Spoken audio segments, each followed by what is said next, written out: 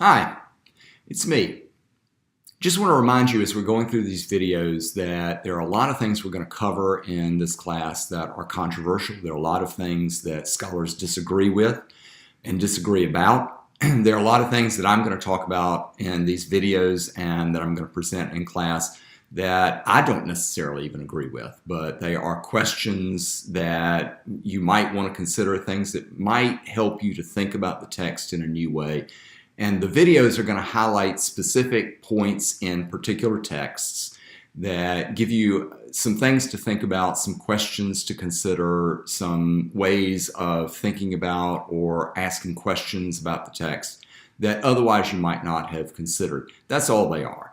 So please know that there is no way that I would expect you to agree with me. I'm not presenting these as the only way or the one correct way to look at the text. I am presenting them in an effort to be helpful and to give you things to think about and consider. If they're helpful to you, then that's great. Please consider the texts, think about them, consider the questions that I'm asking and the points that I'm raising. If they're not useful, then don't worry about it. There are plenty of other things that you've got to read and plenty of other things that you've got to do. So concentrate on them, and I hope that some of this somewhere is useful to you as we look at some really interesting texts and consider some really interesting questions. Thanks.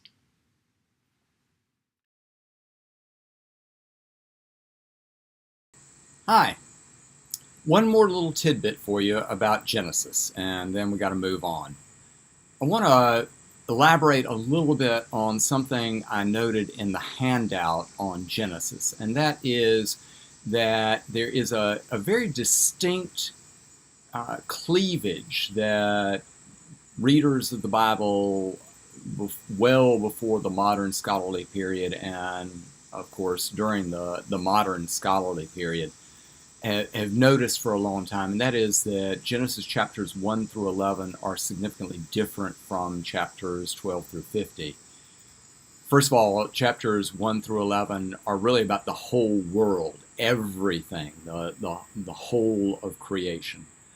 And chapters 12 through 50 are about a particular group in a particular place. The first 11 chapters are about all the people, starting with the original people and their descendants, all the way up to the story of the Tower of Babel, where those people have now become quite numerous, and God's response to their sinfulness is to divide them up into nations and into families and into linguistic groups so that they are not all united in one group and one family. Chapters 12 through 50 are all about one family, the family of Abraham and Sarah and their descendants, the family to whom God's promises have been made and are delivered through several generations. So there are significant differences. And yet, as I noted on the handout, there are ways in which the two parts are distinctly related. One of the scholars who's elucidated this very well is a German scholar from the middle of the 20th century, Gerhard von Rad. And in his writing on the book of Genesis, he notes that there is a common pattern that recurs throughout Genesis chapters 1 through 11. And we talked about that in the little video on Genesis chapter 3. And that is that there is human sinfulness. God announces the results of that human sinfulness. And then, even in the midst of announcing what the consequences are for that human sinfulness, God does something to kind of mitigate those consequences. So think about Genesis chapter 3. The man and the woman sin, and God tells them what the consequences are, and God drives them out of the garden. And yet one of the results of their sinfulness is their shame and embarrassment at being naked. And immediately after announcing to the man and the woman what the consequences of their sin are, God makes clothes for them. God covers up the very thing that is the source of their embarrassment. Cain kills Abel, and then God comes to him and God says, because you have done this, you're going to be a wanderer on the face of the earth. The rationale for that is you've killed your family. You can't go back to your family. How can you go back to your family? I mean, you've committed murder against your own kinfolk. And Cain cries out to God and says, my punishment is too great to bear because anyone who meets me will kill me. Now that takes a little bit of explanation there. What does he mean, anyone who meets me may kill me?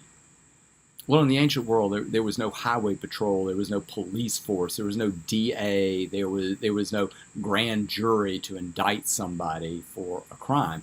If somebody committed a crime against you, the way that you settled that was you got your family together, you went out and you exacted revenge against the person who hurt you. Somebody attacked you and broke your arm, then you get your family together, you go out, you find the guy that did it, and you break his arm.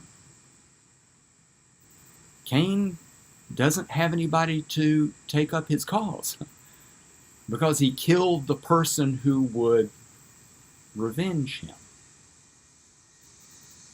And so he says, my guilt is too great to bear.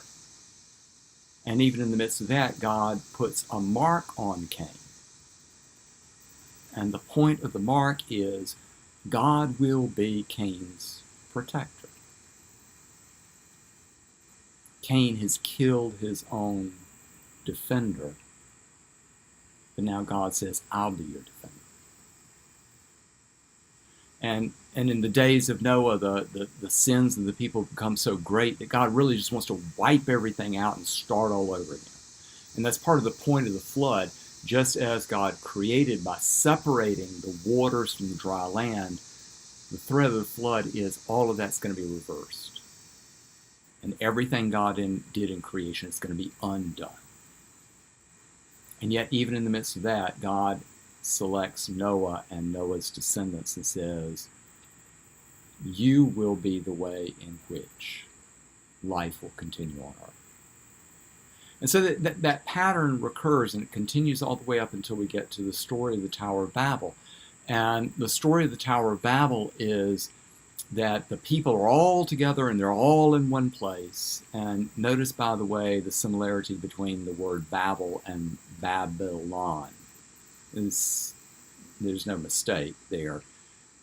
Babylon, the word in Akkadian, the language of the ancient Babylons, means the gate of the gods. And the tower that the people decide to build seems intended to depict ziggurat, which was a Babylonian temple. It was a 7-tiered pyramid. It was a stepped pyramid. It was not smooth on the sides, but it had steps.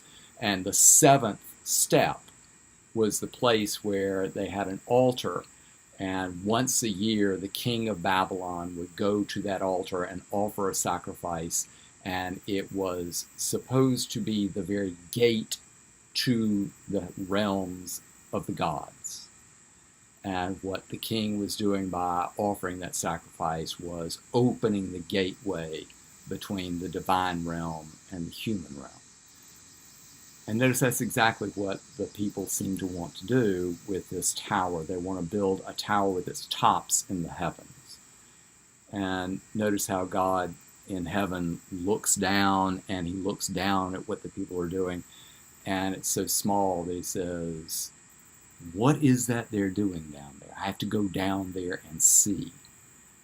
They think they're building a tower with its tops in the heaven, and God is so high up that he doesn't even realize exactly what it is they're doing. But at any rate, there's the sin. There's punishment because the people are divided into families and they're given their own languages and their own space. Everybody's divided up, and instead of all being united and all being the same, and all being part of one family and all being part of one language, they are now divided and they're separated from each other. But Van Rad points out there's no corresponding grace to that punishment. until you get to chapter 12. And God says to Abraham, go from your father's house, from your people, to the land that I will show you, and I will make you a great nation, and I will make your name great. And God says, in you all the families of the earth will be blessed. And Van Rad points out that is the grace that corresponds to the sin and the punishment in the Tower of Babel. Abraham is the grace. And the rest of the story, in fact, the rest of the story of the Torah, and you could say the rest of the story of the Old Testament, in fact, the rest of the story of the Bible is how that works out and how God works that grace out from that point on. Something to think about.